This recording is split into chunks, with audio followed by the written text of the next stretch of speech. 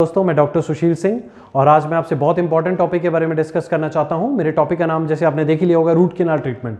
और root canal treatment को हिंदी में हम दांतों के नस का इलाज भी कहते हैं, जो नस के इलाज की प्रक्रिया भी कहते हैं। तो दोस्तों, ये नस का इलाज रूट कैनाल ट्रीटमेंट हमें कब कराना जरूरी होता है, इसके लिए छोटी मोटी जानकारी है। जैसे दांतों में ठंडा लगना, गर्म लगना और लगातार दर्द होना, तो आपके समझ में खुद ही आ जाएगा। जरूरी नहीं है तीनों चीजें दांतों के रूट कैनाल से संबंधित हो। कई बार मसूड़ों की प्रॉब्लम से भी ये सब चीजों के सिम्टम नजर आते हैं। लेकिन बेसिकली मैं आपसे रूट कैनाल दांत ट्रीटमेंट के बारे में जानकारी ले रहा हूं। तो आप देख सकते हैं, ये दांत मैं आपके सामने लेकर आया हूं छोटा सा। ये किसी पेशेंट का निकाला हुआ विजडम टूथ है। तो ये आप छोटी सी कैविटी देख रहे होंगे इसके बीच में। अब वो जो कैविटी है आपको छोटी सी लग रही होगी, लेकिन आप सोच रहे होंगे कि यार इसमें एकदम से पेन कैसा हो गया, ये तो हम फिलिंग से ही काम चला लेते। दोस्तों, जब ये छोटा सा बैक्टीरिया पहुंचता पहुंचता इसकी रूट्स, ये जो आप इसकी दो टांगे देख रहे हैं, ये रूट्स हैं। और रूट कैनाल ट्रीटमेंट क्या होता है, जब इस टांगों की सफाई कर देते हैं, इस टांगों के अंदर कैनाल होती है, उसको जब हम एक फाइल से हम साफ कर करके दवाई डाल डाल के इस टांगों की सफाई जब हम पूरी कर देते हैं, तो उसी को रूट कैनाल ट्रीटमेंट कहते हैं। बहुत ही आसान शब्दों में बता रहा हूं कि रूट कैनाल ट्रीटमेंट का मतलब है कि जब इस रूट मतलब ये रूट कैनाल ट्रीटमेंट, रूट मतलब जड़ें, कैनाल मतलब इस जड़ों के अंदर जो नसें होती हैं उसकी जब हम सफाई कर देते हैं, इसका क्लीनिंग कर देते हैं और उसके बाद इसके अंदर नसें आर्टिफिशियल गट्टा पर्चा डाल के ऊपर फिलिंग कर देते हैं, तो उसी को ही एक सिंपल प्रोसीजर रूट कैनाल कहते हैं। अब दोस्तों, रूट कैनाल ट्रीटमेंट में हम देरी क्यों, मतलब मोस्टली लोगों का क्वेश्चन ये होता है कि रूट कैनाल हमें कब करवाना चाहिए, जो कि मैंने आपको बता दिया कि ठंडा गर्म और लगातार दर्द होता रहे दांत में, तो ये आप उसी टाइम डेंटिस्ट के पास जाके एक एक्सरे करवाएं और उसके बाद अगर उसको लग रहा है कि कीड़ा जो है वो इसकी नस तक पहुंच गया है दांत की, तो उसी टाइम हम रूट कैनाल कराना शुरू कर दें। तो दोस्तों, मोस्टली लोगों का क्वेश्चन होता है, तो फिर हम रूट कैनाल क्या कीड़ा लगने से ही रूट कैनाल करवाना होता है कि कीड़ा लगे तभी रूट कैनाल होता है? नहीं दोस्तों, ऐसा कभी नहीं है। मोस्टली लोगों का क्वेश्चन होता है कि मेरे दांत में तो कीड़ा भी नहीं लगा, फिर भी ये तीनों चीजें प्रेजेंट है, ठंडा भी लग रहा है, गर्म भी लग रहा है और ये भी हो रहा है।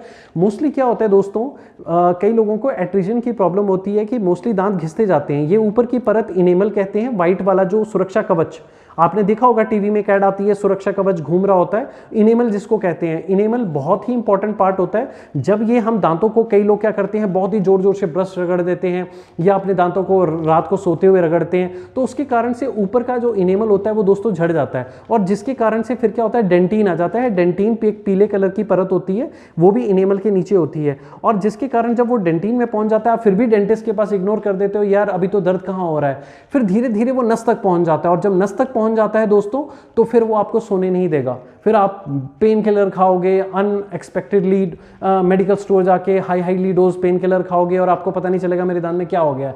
तो उस प्रक्रिया में भाग जाइए डेंटिस्ट के पास। तो मेरे कहने का तात्पर्य यह है कि अकेला कैविटी से रूट कैनाल ट्रीटमेंट करवाना जरूरी नहीं कि मेरे दांतों में कीड़ा लगा है तो ही रूट कैनाल।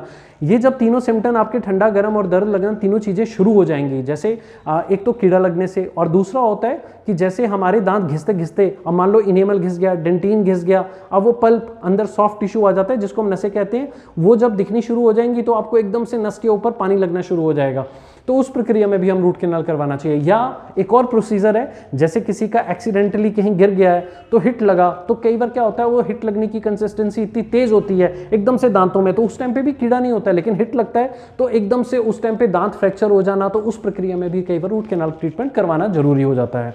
अब दोस्तों, ये तो मैंने बता दिया कि रूट कैनाल ट्रीटमेंट, बेसिकली एक छोटा सा दृष्टांत बता दिया कि रूट कैनाल ट्रीटमेंट हमें कब करवाना चाहिए। और रूट कैनाल ट्रीटमेंट में मोस्टली दांतों की जो हमें जानकारी दे दी कि इनेमल, डेंटिन और पल्प से होता हुआ नसों में कैसे चला जाता है। अब दोस्तों, क्या होता है कि मोस्टली कई पेशेंट क्या करते हैं, पल्प तक भी चला जाता है तो भी क्या करते हैं, मेडिकल स्टोर में दवाइयां खा खा के उसको वेट करते रहते हैं और वो कीड़ा क्या करता है, धीरे धीरे आपके मसूड़ों में बैक्टीरिया की जो कॉलोनीज होती हैं, बैक्टीरिया अपना घर बनाना शुरू कर देते हैं और मसूड़े सूजने शुरू कर देते हैं। आपने कई बार नोटिस किया होगा, आपके दांत के पास एक पस जैसा छोटा सा एक फिंसी जैसा फोड़ा बनने शुरू हो जाता है। आप उसको भी, कई बार तो लोग उसको भी इग्नोर कर देते हैं कि मेरे को पेन नहीं हो रहा। दोस्तों, उस कंडीशन में टूथ नॉन वाइटल होता है, वो नसों को डैमेज कर चुका होता है। अब उसका अगला शिकार जो होता है, अब इस जरिए से तो खत्म हो गया, अब नीचे आती है बोन, ये जो नीचे बोन होती है हमारे दांत के नीचे, उसको भी धीरे धीरे डैमेज करना शुरू कर देता है।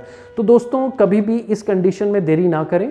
और रूट कैनाल ट्रीटमेंट बहुत ही एक सिंपल प्रोसीजर होता है, कोई ज़्यादा नहीं, एक लोकल एनेस्थीसिया लगेगा आपको और पेन फ्री ट्रीटमेंट होता है। इसकी जो नसें होती हैं, मैंने आपको बता ही दिया है कि दांतों की जो ये दो टांगे दिख रही हैं, इसको साफ करके तुरंत इसके बीच में मटेरियल भर के, और 3 से मैक्सिमम, आजकल तो सिंगल सेटिंग प्रोसीजर है, है, लेकिन आप 2 से 3 सिटिंग में भी आरसीटी को कंप्लीट करवा सकते हैं। और दोस्तों मोस्टली लोगों का क्वेश्चन ये होता है कि रूट कैनाल ट्रीटमेंट के बाद क्या क्या खाना चाहिए। तो मैं ये बोलूँगा कि रूट कैनाल ट्रीटमेंट के बाद आपको जैसे सॉफ्ट डाइट लीजिए ज़्यादा से ज़्यादा। कई बार क्या होता है कि रूट कैनाल ट्रीटमेंट के बाद छोटा छोटा पेन लंबे समय तक बना रहता है, जैसे 2-3 हफ्ते तक हल्का फुल्का बाइट करने पे पेन होता है, तो आप उससे घबराए ना, धीरे धीरे धीरे धीरे वो रिकवर हो जाता है, तो उससे भी घबराए ना। कई बार इन्फेक्शन इतना आसपास इतना फैल गया होता है कि रूट कैनाल ट्रीटमेंट करवाने के बाद लाइट लाइट पेन रहता है, तो वो भी अपने आप ठीक हो जाता है। तो दोस्तों ये बहुत ही छोटी सी जानकारी होती है। और कभी भी जैसे कई लोग और भी एक क्वेश्चन पूछ लेते हैं कि परहेज बताइए डॉक्टर साहब कि हम क्या खाएं क्या ना खाएं। तो दूसरी जिस तरफ से रूट कैनाल चल रहा है उस तरफ से ना खाएं, और दूसरी तरफ से आप कुछ भी खाते रहें, मतलब जो आपको खाना है, लेकिन सॉफ्ट डाइट खाएं जब रूट कैनाल ट्रीटमेंट चल रहा हो। तो दोस्तों ये बहुत ही छोटी जानकारी मैंने जो आपके सामने पेश की है रूट कैनाल ट्रीटमेंट, और आशा करता हूँ कि आपको ये वीडियो पसंद आई होगी। और दोस्तों आपको जिस तरह से मेरी पुरानी वीडियोस भी आ रही हैं उसके ऊपर प्लीज़ लाइक कमेंट और सब्सक्राइब करते रहें, और ज़्यादा से ज़्यादा दोस्तों को ये शेयर करें, क्योंकि आजकल हर किसी में कोई ना कोई एक दांतों की समस्या चली रहती है। तो हमारा जो एक लक्ष्य है कि ये जो मेरी वीडियो है, छोटी सी वीडियो है, लेकिन ये घर घर पहुँचे, आप अपने दोस्तों के पास शेयर करो और मैक्सिमम लोगों तक पहुँचे। नमस्कार दोस्तों।